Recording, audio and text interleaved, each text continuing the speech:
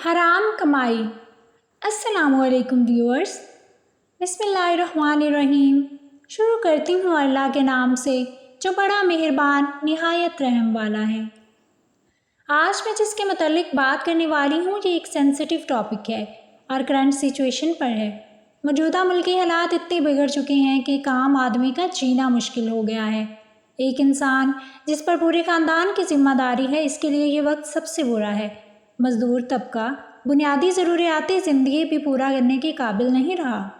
ایسے حالات میں ہر انسان صحیح اور غلط کی تفریق کرنا بھول گیا ہے۔ پورے خاندان کا پیٹ پالنے کے دباؤ سے وہ کام کرتا ہے جس سے اس کے گھر والے بنیادی زندگی بسر کر سکیں۔ مہنگائی بڑھنے سے چوری، کرپشن اور لوٹ مار کی شرح بھی بڑھ گئی ہے۔ ایسے میں لوگوں نے غلط ذریعے سے پیسہ کمانا شروع کر دیا ہے۔ حلال کی تمیز کو بھول کر حرام کمانے کے راستے پر چل پڑے ہیں۔ وہ تمام لوگ جو اس وقت میری بات سن رہے ہیں، میری آپ سب سے درخواست ہے، خدا کے واسطے بھوکے رہ لیں لیکن حرام کمائی کا ایک لقمہ اپنی اولاد کو نہ کھلائیں۔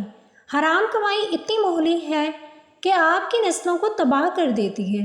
ایک بار سوچیں، ہمیں جانور ذبح کرنے کے لیے تکبیر کا حکم کیوں دیا گیا؟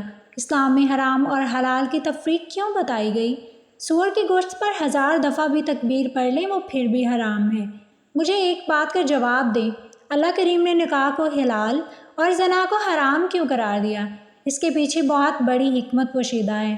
حرام اور حلال جنس پر اثر انداز ہوتے ہیں۔ حلال رزق کھانے سے جنس پر مثبت اثرات مرتب ہوتے ہیں جبکہ حرام کمائی سے منفی اثرات مرتب ہوتے ہیں، اور یہی جنس نسل در نسل منتقل ہوتی ہیں۔ اگر آپ نے اپنے بچوں کو حلال رزق کھلایا ہے تو ان میں مثبت سوچ پروان چڑھے گی اور حرام رزق سے منفی سوچ۔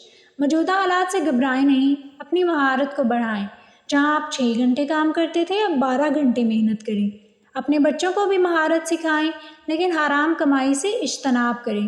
پھر دیکھیے گا حلال رزق کی طاقت اور مثبت اثرات سے آپ کی نسلیں کیسے سنور جاتی ہیں۔